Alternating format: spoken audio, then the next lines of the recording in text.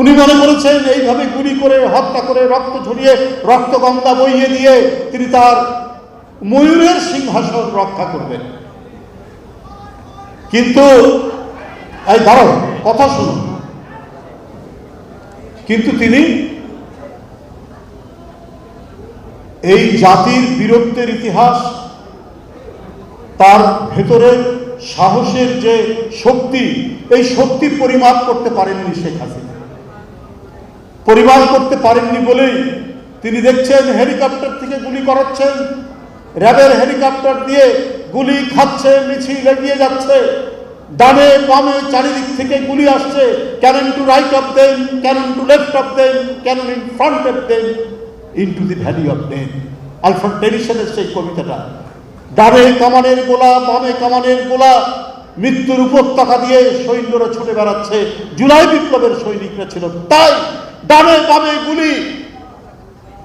সেই 17 বছরের সংগ্রামের ফসল জুলাই। শেখ হাসিনা তো মুক্তিযুদ্ধে যাননি, ওনার জামাই, ওনার যে স্বামী, তাকেও মুক্তিযুদ্ধে পাঠানো, উনি যুদ্ধ তো এগুলো দেখেননি, শুনেছেন। যদি দেখতেন বাংলার দামাল ছেলেরা কিভাবে লুঙ্গি পরে হাতে রাইফেল নিয়ে হানাদার বাহিনীকে প্রতিহত করতে পারে, তাদেরই উত্তরসূরি জুলাই বিপ্লবের নায়কেরা, তাদেরই উত্তরসূরি জুলাই বিপ্লবের সৈনিকরা। আলফ্রেড টেনিসন উপর থেকে গুলির তখন হেলিকপ্টার আবিষ্কার হয়নি, প্লেন আবিষ্কার হয়নি। এখানে আরেকটার যোগ হয়েছে, ডানে গুলি বামে গুলি, সামনে গুলি পেছনে গুলি, আকাশ থেকে গুলি, তারপরে দুর্দম বেগে এগিয়ে যাচ্ছে এই বাহিনীরা। শেখ হাসিনা তারপরেও ক্ষমতার লোভে নিরানন্দ। যখন দেখছে নরসিংদীর জেল ভেঙে ছাত্ররা 900 জন বন্দীকে বের করে নিয়ে গেছে, তখনও তার টনক নড়েনি। ফ্যাসিস্ট ক্ষমতার জন্য কাঙাল, নিজের সন্তানের রক্তের উপর হেঁটে যেত, তার কোনো দ্বিধা নেই। এটাই আমরা দেখেছি।